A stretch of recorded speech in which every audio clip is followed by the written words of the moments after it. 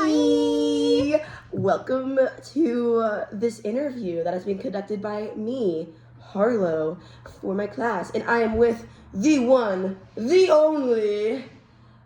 What's your name? Aditi! Yay! I'm so happy to have you here today on my Not So podcast. Yay! I'm so excited to be here. We are here to talk about some really interesting topics. You are a very interesting gal, I might have to say. So are you. I'm honored. Why, thank you. So, tell us a little bit about what you're interested in, what you're working here at UCSC to do. Yeah, so I'm a fourth year undergrad here at UCSC and I'm a marine biology major. And that's super exciting because that means I get to be out in the field with these crazy wild animals. And luckily, I get to be part of this lab called the Beltran Lab, where we study northern elephant seals at the colony Año Nuevo and get to be really hands-on and up close and personal with them. So I'm excited to talk more with you about that.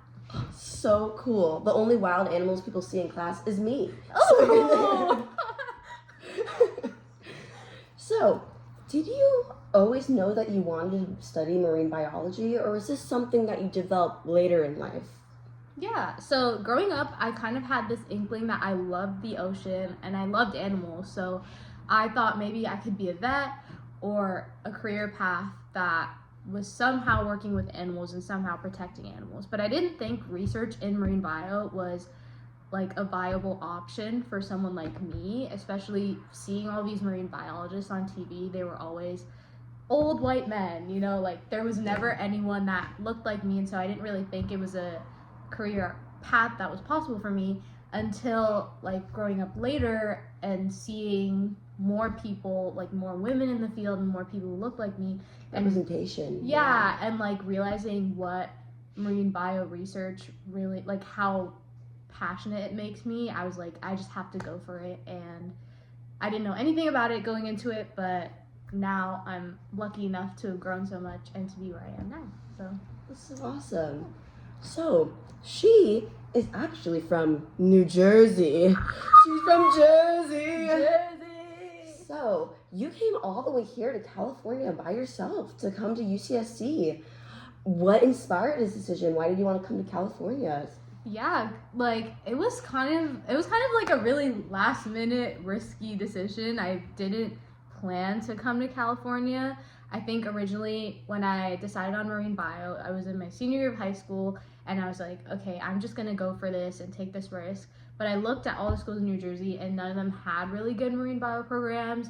There's not a lot of schools by the ocean and there's not a lot of opportunities to do field work and hands-on stuff. And so looking at California, a bunch of the schools out here had that great kind of environment for doing this research, and a few of them were like San Diego, Santa Barbara, here at Santa Cruz, and so I visited all these schools and then ended up coming to Santa Cruz. And one thing I really remember is like going to the coastal campus, and there were a bunch of people there who were just so open and willing to like talk about their research, give me their numbers, and like make it feel so welcoming and make me feel like I belonged here, even though like I wasn't even committed to here. So I think that really drove me to be like, this is the kind of environment I want to have my first steps in research be. I don't want to be scared. I don't want to be feeling isolated or shut out because I look different or because it's like super competitive and everyone's just trying to be better than everyone else. So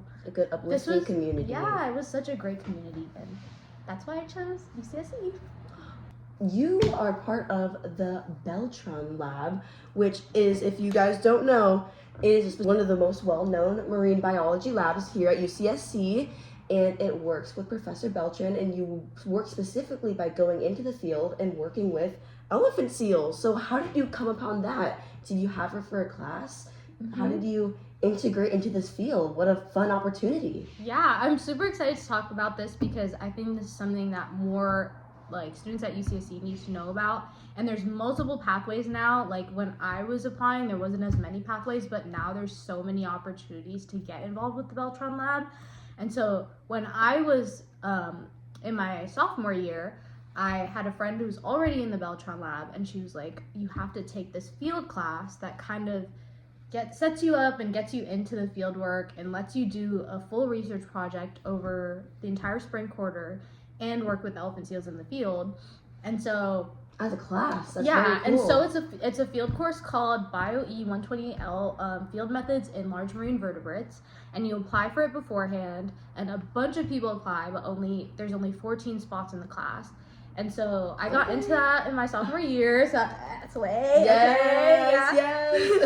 So getting into that class was an amazing opportunity. It's a great first step to, you're with a cohort of 14 other students, and you all work on a research paper collectively. And the past 2 years, research papers have already been published, which is actually crazy. Wow. And one of them is in Science, which is the biggest journal in science. Yeah, so it's wow. 14 undergrads on a paper in Science, which is the most top tier journal. So it's y'all are insane. The best of the best, basically. Yeah, so it's insane that you get to do work that actually gets published later on, and also start working in the field with elephant seals. So that's how I got into the Beltran lab as a program, and Roxanne Beltran was teaching that class in the year that I was taking it, with her husband Patrick Robinson, which is super cute, and they both work on elephant seals. So that's actually the cutest, the couple goals top tier. But if you elephant seal together, you stay together. Yeah, couples with elephant seals together stay together. Mm-hmm.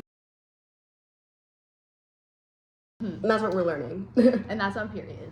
And so so after that class, 2 of us were selected to continue in the Beltran lab, and so I was lucky enough to be one of those people. Congrats! Oh my goodness! I ate that class up, let's just say. Yes, I'd love to see that. Yeah, and so that was a great opportunity to get me started, and then I started my junior year as a field assistant with Roxanne. And one of the most amazing things with Roxanne is that she pays all of her undergraduates for their field work, and now she's secured a grant to also pay all of us for the work we're doing on our senior thesis project. So wow, 5 hours a week for field work and additional 5 hours for all the work you do on your thesis, which is insane. That's amazing, especially with undergrad work. That's so awesome. And she actually went to UCSC as an undergrad and now is here as a professor again, and wants to create that a better community for undergrads to get involved in research, which is super amazing. That's kind of how I got into the lab, and I've been doing this for about a year now, so I've had the full fieldwork experience, and I've also started working on my senior thesis project in the lab with a PhD mentor, so that's been a super amazing experience too. While working in the field, what would you describe a typical day? What does a typical work day look like? Yeah, honestly, unconventional. It's a bit crazy. So we have 3 seasons of the year. The fall is the juvenile haul out. So in the fall, there's only yearlings, which are 1-year-olds, and then 2-year-olds and 3-year-olds on the beach, and some younger males scattered in there. But it's not super hectic, and so we're usually just going out, and all of the seals are given this tiny little green flipper tag in their first year of life. And so that lets us track them throughout all their subsequent years and the time that they come back, all of that. So every time we go out during this fall season, we look for seals that have their green flipper tag, and then we also give them a little dye mark. So we have a stick and we have a little flat wooden piece on the end. It kind of looks like a Swiffer, and we write out a mark in hair dye that corresponds to their green flipper tag, and then we give them that mark so that we can see them easier and recite more seals more efficiently. And so we're going out almost every day looking for those seals and then recording their flipper tags. Then the breeding season gets a lot more hectic. So starting in about December, a bunch of the bigger males come back, and those are the males that you probably would think of when you think of elephant seals, the big boys with the big nose. That's Mm-hmm. the stereotypical elephant seal. Yeah, and they're huge. When I'm standing next to it, it feels like it's almost 5 times my size. Wow. And so intimidating. And so it's crazy. It's you're so scared of them, but they're actually very chill, and they're honestly way more chill than the adult females. They're very slow, and they sleep a lot more. So real. Yeah, so during the breeding season, we come back out to the colony and we increase our effort. So we're going out literally every day, sometimes twice a day. And during that time, we're also doing resites. So we're looking for those green flipper tagged individuals, but focusing more on the moms because all of the adult females are back to give birth. So we're tracking every day to see, does the mom have a pup? And when she does, we're like, okay, she's given birth. This is her pup. And then we're tracking those females by looking for their mercs and flipper tags throughout this whole breeding season, like while they're lactating and seeing. Do you flipper tag the babies?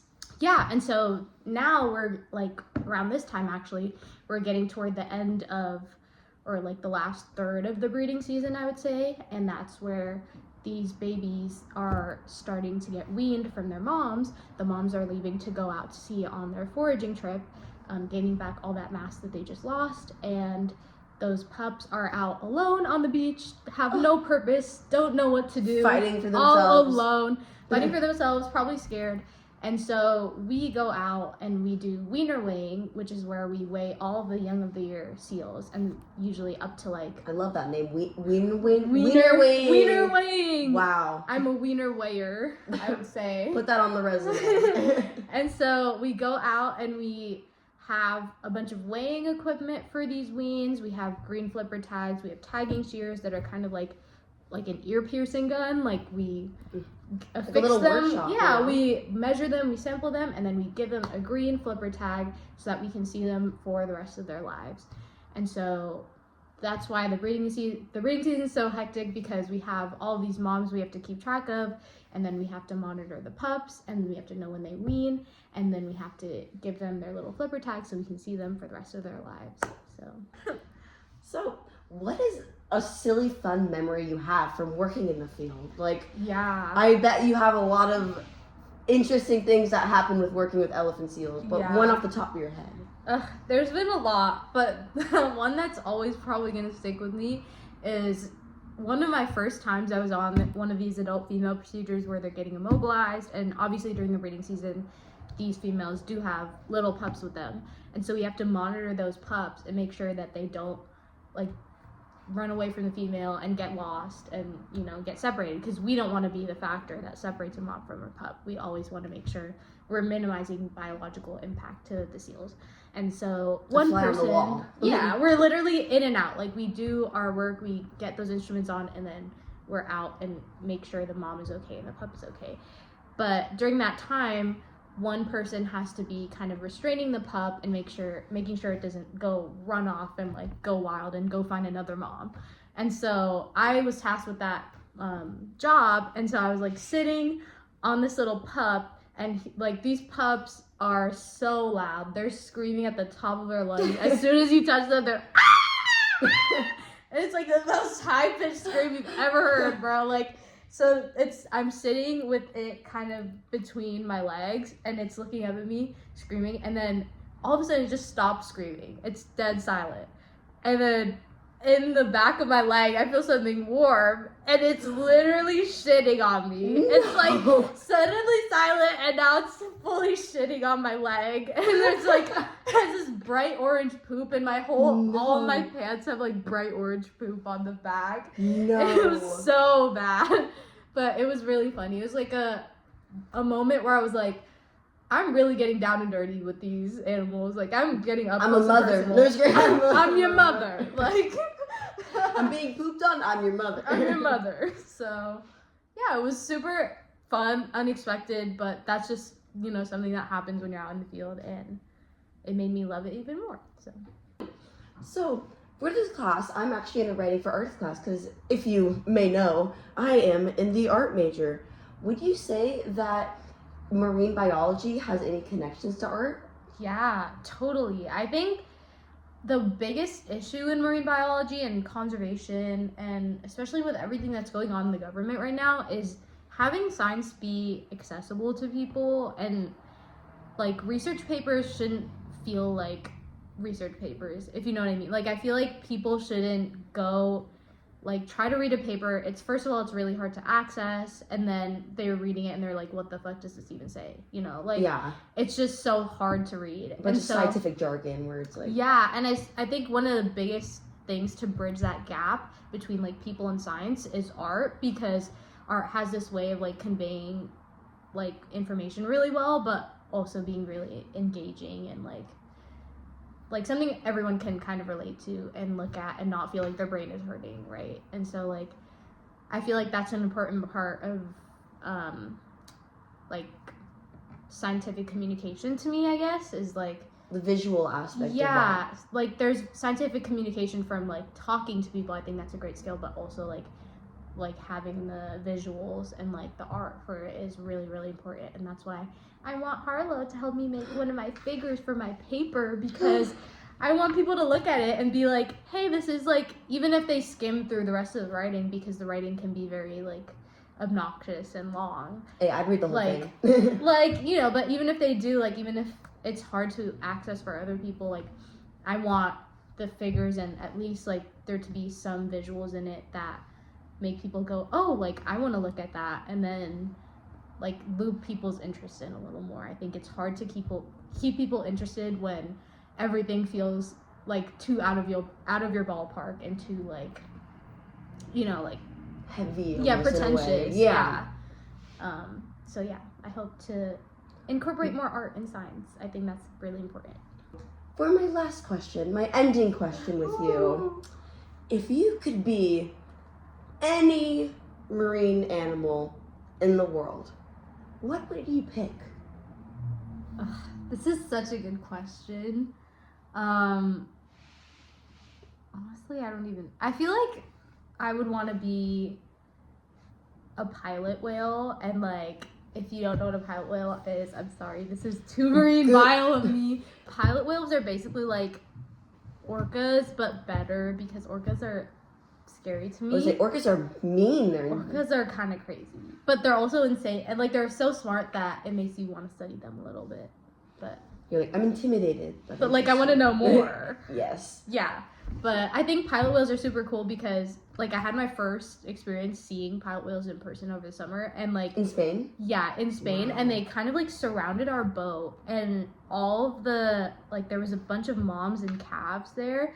And a lot of calves were just like nursing from this one mom who's like a babysitter, which was kind of crazy. Her back is hurting. Her back was hurting from carrying the team. And basically like the babysitter came up with all the calves right next to like the side of our boat, and like they were lying kind of on their side, so their eyes were looking up at us, and they just were slowly swimming and looking at us. And I was like, this is kind of crazy. Like, they're so smart, and I think there's an animal I didn't really give that much regard to before, but I would love to know what it's like in their head and like how they think. Like, they seem so smart, and they're always socializing, and I think I would want to do that. Like, I don't know. That's a great answer. Yeah.